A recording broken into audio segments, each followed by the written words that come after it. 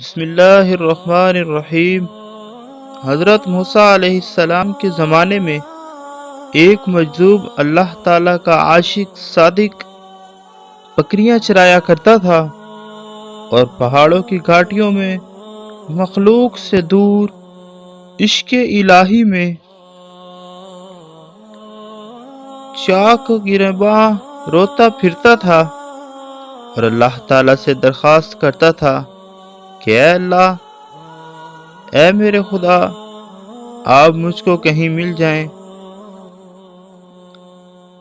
اگر آپ مجھ کو مل جاتے تو میں آپ کا نوکر ہو جاتا اور آپ کے سر میں کنگھی کیا کرتا، اور آپ کو کبھی بیماری پیش آتی تو میں آپ کی خوب غم خواری کرتا۔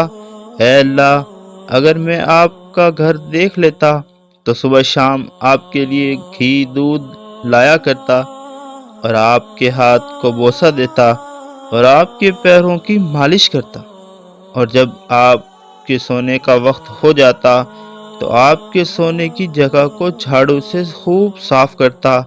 اے اللہ، آپ کے اوپر میری تمام بکریاں قربان ہوں۔ اے اللہ، بکریوں کے بہانے سے میں جو الفاظ ہائے ہائے کرتا ہوں وہ دراصل آپ کی محبت کی تڑپ میں کرتا ہوں۔ بکریاں تو صرف بہانہ ہے، الغرض وہ چرواہا اللہ تعالیٰ سے اپنا اضطراب عشق اس طور سے بیان کرتا تھا، اس طرح وہ چرواہا محبت کی باتیں اپنے اللہ سے کر رہا تھا کہ اچانک حضرت موسیٰ علیہ السلام کا اس طرف سے گزر ہوا۔ موسیٰ علیہ السلام نے جب یہ باتیں سنی تو ارشاد فرمایا کہ اے چرواہے، کیا اللہ تعالیٰ کو نوکر کی ضرورت ہے؟ کیا ان کے سر ہیں کہ تو بالوں میں کنگھا کیا کرے؟ کیا ان کو بھوک لگتی ہے تو ان بکریوں کا دودھ پلایا کرے؟ اللہ تعالیٰ کیا بیمار ہوتے ہیں جو تو ان کی غم خواری کرے؟ اے جاہل، اللہ تعالیٰ کی ذات نقصان و احتیاج کی تمام باتوں سے پاک اور منزہ ہے۔ تو جلد توبہ کر، تیرے ان باتوں سے کفر لازم آتا ہے۔ بے عقل کی دوستی عین دشمنی ہے۔ حق تعالیٰ تیری ان خدمات سے بے نیاز ہے۔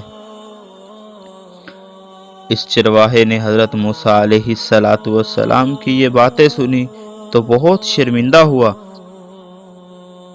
اور غلبہ خوف و یاس اور شدت و حزب اضطراب سے گریبان پھاڑ ڈالا اور روتا ہوا جنگل کی طرف بھاگ گیا۔ موسیٰ علیہ السلام پر وحی نازل ہوئی جس کا ترجمہ ہے کہ اے موسیٰ، تم نے میرے بندے کو مجھ سے کیوں جدا کر دیا؟ تم کو میں نے بندوں کو اپنی طرف متوجہ کرنے کے لیے بھیجا ہے، نہ کہ جدا کرنے کے لیے۔ تمہارا کام وصل کا تھا، نہ کہ فصل کا۔ اس حکایت سے معلوم ہوا کہ کسی کو نصیحت کرتے وقت یہ بھی سمجھنا چاہیے کہ ممکن ہے کہ وہ اللہ کے نزدیک مقبول ہو، کیونکہ بعض بندے مخلص اور عاشق ہوتے ہیں اور نافرمانیوں سے بالکل محفوظ ہوتے ہیں، لیکن ظاہری طور پر ان کے الفاظ آداب کے منافی ہوتے ہیں، اور یہ ان کا جوش عشق ہوتا ہے، ترک ادب نہیں ہوتا۔ ناظرین، امید کرتے ہیں آپ کو ہماری آج کی ویڈیو پسند آئی ہوگی۔ ملتے ہیں ایک نئی ویڈیو کے ساتھ، تب تک کے لیے اللہ حافظ۔